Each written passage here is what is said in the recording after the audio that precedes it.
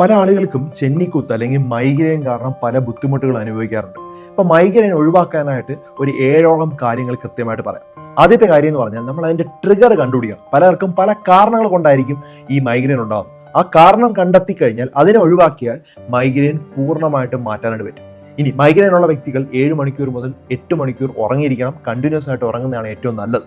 ഇവർക്ക് ഒരു താളത്തിൽ തന്നെ ഉറങ്ങാൻ പറ്റുമെങ്കിൽ അതാണ് ഏറ്റവും നല്ലത്. ഒരു ദിവസവും ഒരേ സമയത്ത് ഉറങ്ങുന്നതിനാണ് നല്ലത്.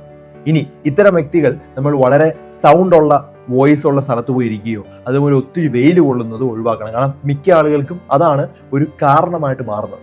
നല്ലോണം വെള്ളം കുടിച്ചിരിക്കണം. ഓരോ 25 കിലോയ്ക്കും 1 ലിറ്റർ വെള്ളം എന്നുള്ള രീതിയിലുള്ള വെള്ളം കുടിച്ചിരിക്കണം. ഒരു 75 കിലോ ഉള്ള വ്യക്തി 3 ലിറ്ററൊക്കെ വെള്ളം കുടിക്കണം. ആ ഒരു കാര്യം മറക്കരുത്. പിന്നെ വൈറ്റമിൻ ഡി എന്നുള്ളൊരു കാര്യം എപ്പോഴും നോർമലാക്കി വെക്കണം. വൈറ്റമിൻ ഡി നമുക്ക് വെയിലിൽ നിന്നാണ് കിട്ടുന്നത്. പക്ഷെ വെയിൽ കൊള്ളാനായിട്ട് പറ്റാത്തത് കൊണ്ട് സപ്ലിമെന്റ്സ് എടുക്കേണ്ടതായിട്ട് വരും.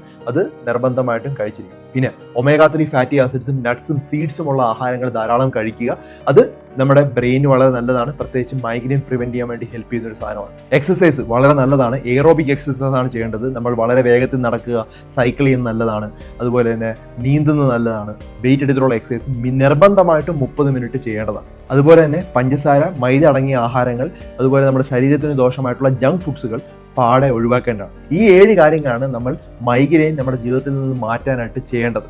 ഈ ട്രിഗേഴ്സ് നമ്മൾ വളരെ ശ്രദ്ധിച്ചു നോക്കിയാൽ മനസ്സിലാകും. ചിലപ്പം നമുക്ക് ചോക്ലേറ്റ് കഴിക്കുമ്പോഴായിരിക്കും ഉണ്ടാവുന്നത്, ചിലപ്പം ഏതെങ്കിലും ഒരു മണം അടിക്കുമ്പോഴായിരിക്കും ഉണ്ടാവുന്നത്. ആ ട്രിഗർ കറക്റ്റായിട്ട് കണ്ടെത്തുകയും വേണം. ഈ പറഞ്ഞ കാര്യങ്ങൾ ശ്രദ്ധിച്ചു കഴിഞ്ഞാൽ നമുക്ക് മൈഗ്രെയിൻ നമ്മുടെ ജീവിതത്തിൽ നിന്ന് മാറ്റാനായിട്ട് പറ്റും. ധാരാളം ആളുകളുടെ അറിവിലേക്ക് ഇത് ഷെയർ ചെയ്ത് കൊടുക്കുക.